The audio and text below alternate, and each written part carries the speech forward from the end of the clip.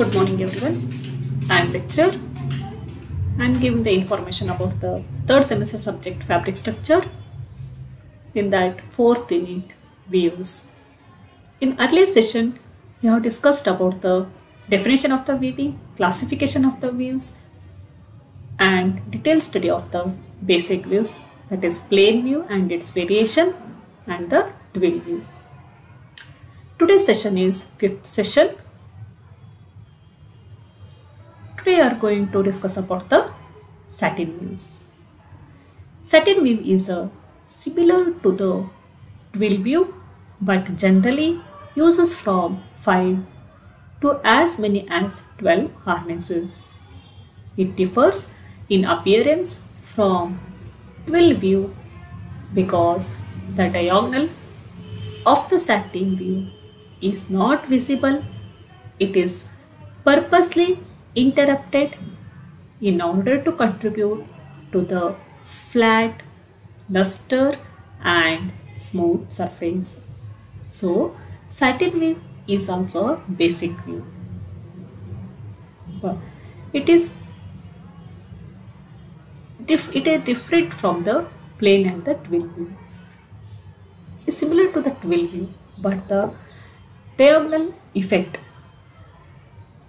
Satin view is, in the satin view, diagonal effect will not be visible. In the twill view, we can easily identify the diagonal effect.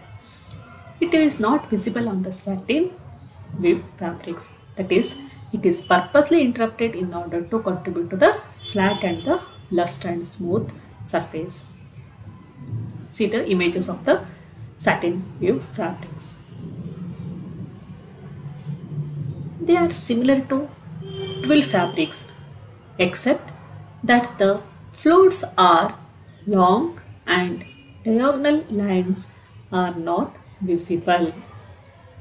Satin weave is one in which each warp yarn floats over 4 or more number of filling yarns and go under 1/5 yarn with a progression of interlacement by more than 1, thus avoiding the formation of the diagonal lines which will interfere with the luster of the fabrics.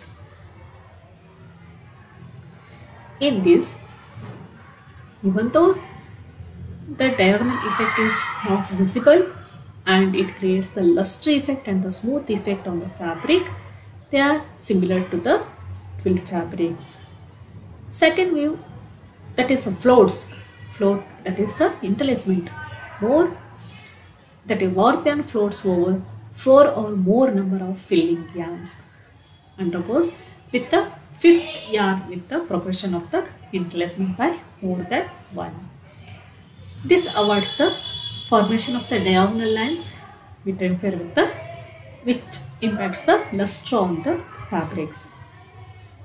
See the interlacement, here the movement number 1, here movement number 2, movement number 3, movement number 4, movement number 5 and the movement number 6. In this way interlacement takes place. The longer floats permit closer package of yarns and thus satin fabrics normally contain more number of yarns than plain view fabrics. Because of this float effect, closer package normally contain more number of yarns than the plain view fabrics. Satin fabrics have a right and the wrong side. A high count of yarns in the fabric provides strength, durability, body and firmness. Their smooth surface provides more luster. That is, depending upon the count. What is the count? You already discussed. That is the coarseness of the fineness of the yarn. That is, high count yarns in the fabric provides more strength, durable and the firmness.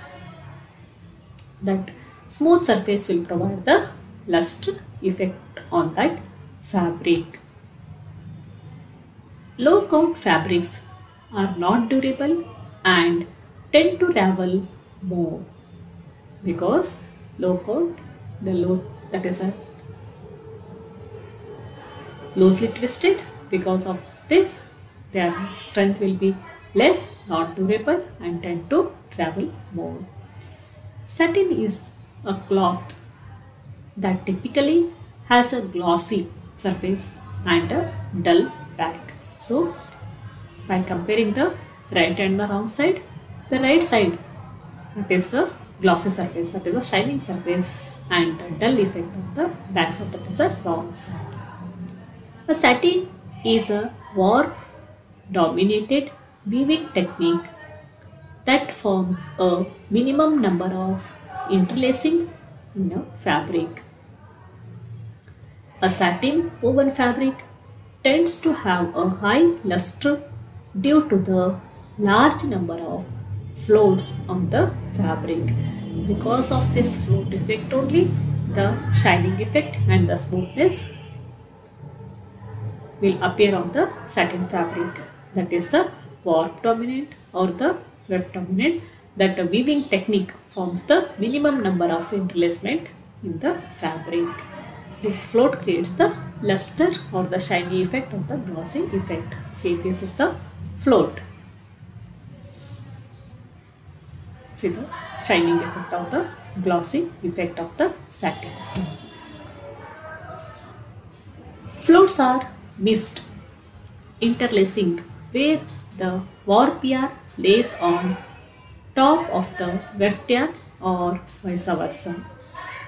The floats tend to make the fabric look glossier as well as give it a smoother hand in most cases.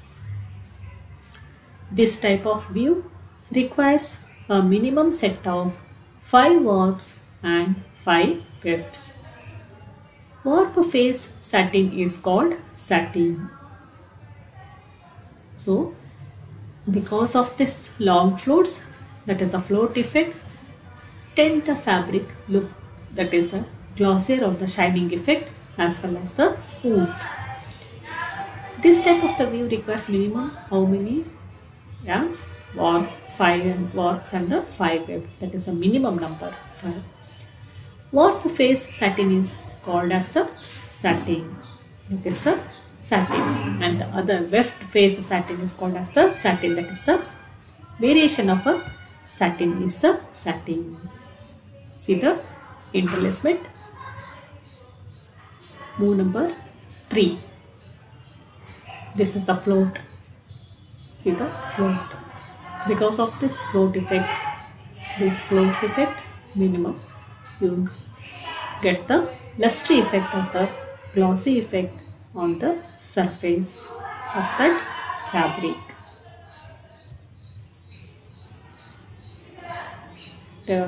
And this is the float.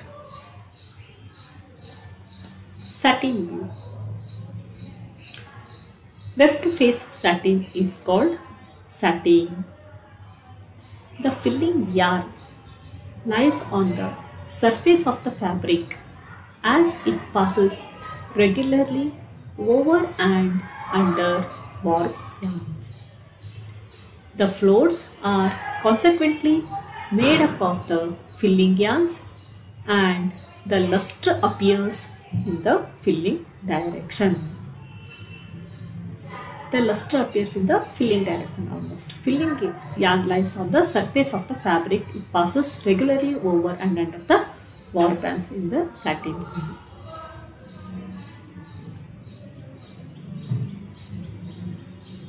See the satin view. Fabrics. Answer the following questions. Describe satin view. Draw point paper design for 5 shaft satin with row number 2. Draw point paper design for 5 shaft satin with row number 3. Explain satin view. So You can also try the point paper design for 8 shaft satin with move number 4 and as well as the move number 5. You can try the point paper designs. Thank you.